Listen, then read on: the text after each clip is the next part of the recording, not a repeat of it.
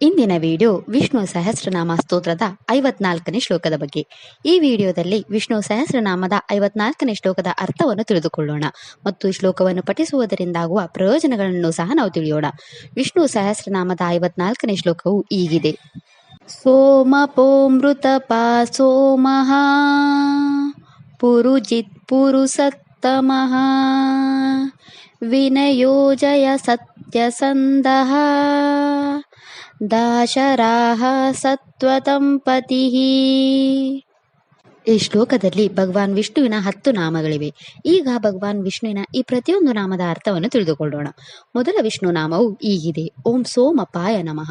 ಈ ವಿಷ್ಣು ನಾಮದ ಅರ್ಥ ಭಗವಾನ್ ವಿಷ್ಣು ಸೋಮವನ್ನು ಕುಡಿಯುವವನು ಅಥವಾ ದೇವತೆಯ ರೂಪದಲ್ಲಿ ಎಲ್ಲಾ ಯಾಗಗಳಲ್ಲಿ ಸೋಮವನ್ನು ಕುಡಿಯುವವನು. ಎರಡನೇ ವಿಷ್ಣು ನಾಮವು ಹೀಗಿದೆ. ಓಂ ಅಮೃತಪಾಯ ನಮಃ. ಈ ವಿಷ್ಣು ನಾಮದ ಅರ್ಥ ಭಗವಾನ್ ವಿಷ್ಣು ಆತ್ಮದ ಆನಂದದ ಅಮೃತವನ್ನು ಕುಡಿಯುವವನು.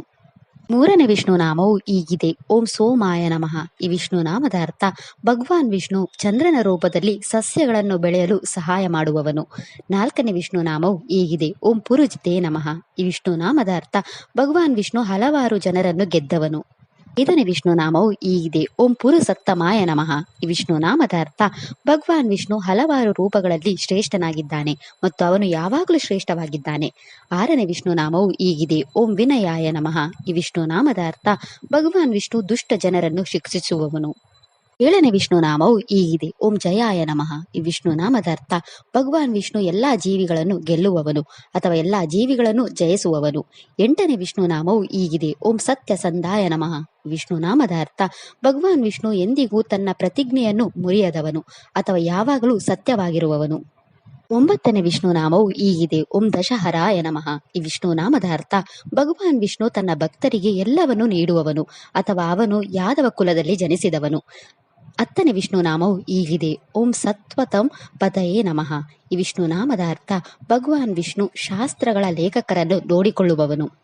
ಈ ಶ್ಲೋಕವು ಆಂತರಿಕ ಶಾಂತಿಯನ್ನು ಬೆಳೆಸುತ್ತದೆ, ನಮ್ಮ ಆತಂಕವನ್ನು ಕಡಿಮೆ ಮಾಡುತ್ತದೆ ಮತ್ತು ಅಂತಿಮವಾಗಿ ಎಲ್ಲದರಲ್ಲೂ ವಿಜಯವನ್ನು ನೀಡುತ್ತದೆ. ಈ ಶ್ಲೋಕವನ್ನು ಜಪಿಸುವುದರಿಂದ ನಮ್ಮ ಮನಸ್ಸನ್ನು ಶುದ್ಧೀಕರಿಸಲು, ಎಲ್ಲ ಲೌಕಿಕ ಬಾಂಧವ್ಯಗಳನ್ನು ಬಿಡುಗಡೆ ಮಾಡಲು ಪ್ರೋತ್ಸಾಹಿಸಲು ಮತ್ತು ಆಧ್ಯಾತ್ಮಿಕ ವಿಮೋಚನೆಯತ್ತ ಸಾಗಲು ನಮಗೆ ಸಹಾಯ ಮಾಡುತ್ತದೆ. ಈ ಶ್ಲೋಕವು ಚೈತನ್ಯ, ಶಾಂತತೆ ಮತ್ತು ಗುಣಪಡಿಸುವಿಕೆಯನ್ನು ತರುತ್ತದೆ.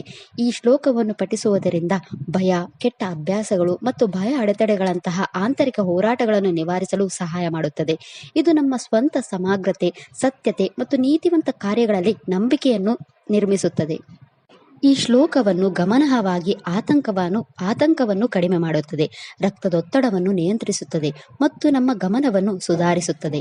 ಈ ಶ್ಲೋಕವನ್ನು ನಿಯಮಿತವಾಗಿ ಪಠಿಸುವುದರಿಂದ ನಕಾರಾತ್ಮಕ ಶಕ್ತಿಗಳು, ಭಯ ಮತ್ತು ಉಪಪ್ರಜ್ಞೆಯ ಚಿಂತೆಗಳು ವಿರುದ್ಧ ರಕ್ಷಣಾತ್ಮಕ ಗುರಣೆಯನ್ನು ಸೃಷ್ಟಿಸುತ್ತದೆ. ಈ ಶ್ಲೋಕವನ್ನು ಪಠಿಸುವುದರಿಂದ ದುಷ್ಟ ಗ್ರಹಗಳ ಪ್ರಭಾವಗಳನ್ನು ಶಮನಗೊಳಿಸುತ್ತದೆ ಮತ್ತು ಜನ್ಮಕುಂಡಲಿಯಲ್ಲಿ ದೋಷಗಳನ್ನು ನಿವಾರಿಸುತ್ತದೆ. ಈ ಶ್ಲೋಕವನ್ನು ಚಂದ್ರಗ್ರಹ ದೋಷಗಳನ್ನು ತೊಡೆದುಹಾಕಲು ನಿರ್ದಿಷ್ಟವಾಗಿ ಪಠಿಸಲಾಗುತ್ತದೆ. ಚಂದ್ರ ಅಮೃತದೊಂದಿಗೆ ಸಂಬಂಧ ಹೊಂದಿರುವುದರಿಂದ ಈ ಶ್ಲೋಕವನ್ನು ನಿಯಮಿತವಾಗಿ ಪಠಿಸುವುದರಿಂದ ನಮಗೆ ದೀರ್ಘ ಆಯುಷ್ಯ ಪಡೆಯಲು ಸಹಾಯ ಮಾಡುತ್ತದೆ. ಚಿತ್ರ ನಕ್ಷತ್ರಕ್ಕೆ ಸೇರಿದ ಜನರು ತಮ್ಮ ಜೀವನದಲ್ಲಿನ ಎಲ್ಲಾ ಸಮಸ್ಯೆಗಳನ್ನು ತೊಡೆದುಹಾಕಲು ಮತ್ತು ನಿಮ್ಮ ಜೀವನದಲ್ಲಿ ಎಲ್ಲಾ ಶುಭಗಳನ್ನು ಪಡೆಯಲು ಈ ಮಂತ್ರವನ್ನು 27 ಬಾರಿ ಜಪಿಸಬೇಕು.